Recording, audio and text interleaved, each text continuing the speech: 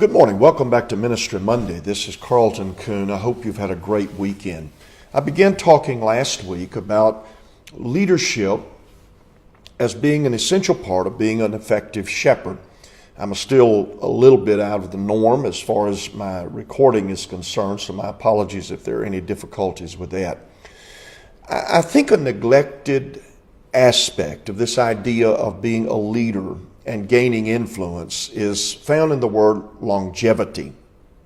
I've read that a pastor does not begin to be truly effective until he has led a congregation of people for 6 years. Influence does not come suddenly. The ability to trust people who influence us for change is not a quick thing. Trust can't be purchased down at the local 7-Eleven. It's purchased by being worthy of trust. Trustworthy. Are you trustworthy? People don't know that in a week. They don't know that in a month. They seldom know it in a year. I've watched at times when someone follows a veteran pastor into being the leader of a particular congregation.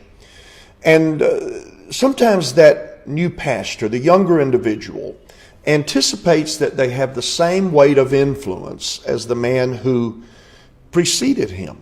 The young man may ask, why do people not trust me as much? Why are they somewhat skeptical of the things that I propose? And they may even confuse the concept of authority with the concept of leadership. A strong man who controls a third world nation does so with authority. He dominates, but he does not influence. Influence doesn't come quickly. The elder who has left the congregation, he's been there for an extended period of time. The young fella could say, but I have the office of a pastor, and influence comes with the office. And therein is an inherent understanding of leadership. Opportunity comes with office. Influence comes through consistently doing the right things for an extended period of time. And that's where longevity comes in.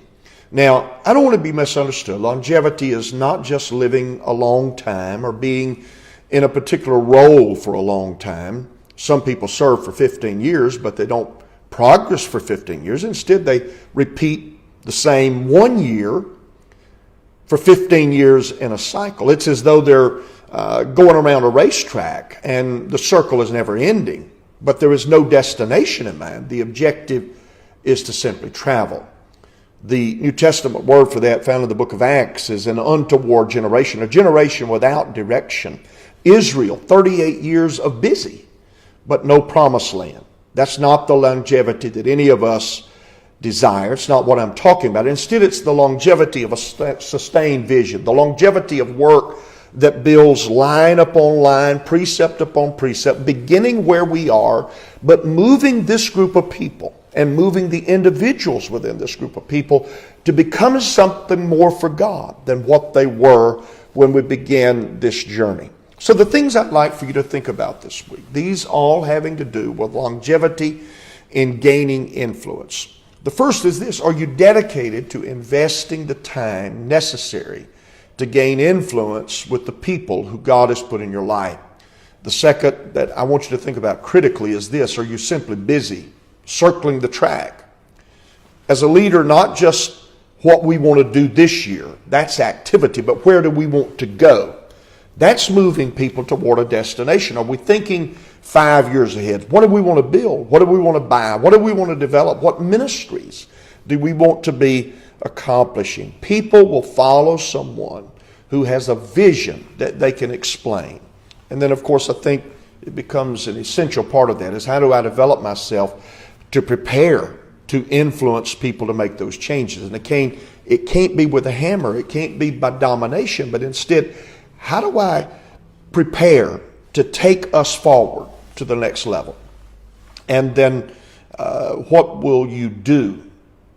This is important. What will you do to make good of the opportunity that God has granted to you? Are you going to use it as a strong man? Or are you going to be an influential leader? To just rant and rave, that's not influence. And that accomplish very little for the long term, as far as gaining trust. And then the last question, if there are things that you need to know, who are you going to learn from? Until next week, God bless. Have a wonderful week.